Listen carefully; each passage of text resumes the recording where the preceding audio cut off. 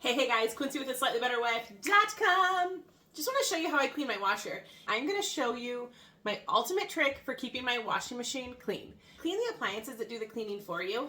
I know a lot of you have talked about having like buildup or a smell in your washer.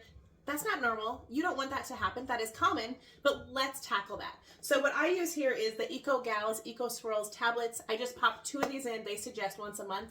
We wash cloth diapers here, so I do it a little bit more often.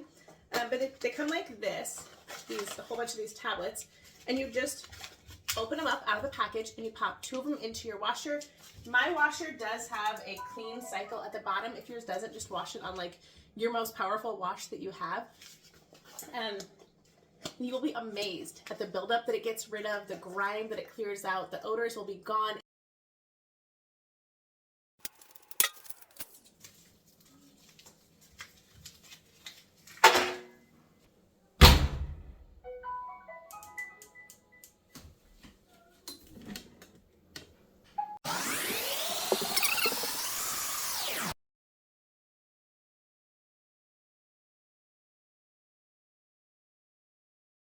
This is so simple.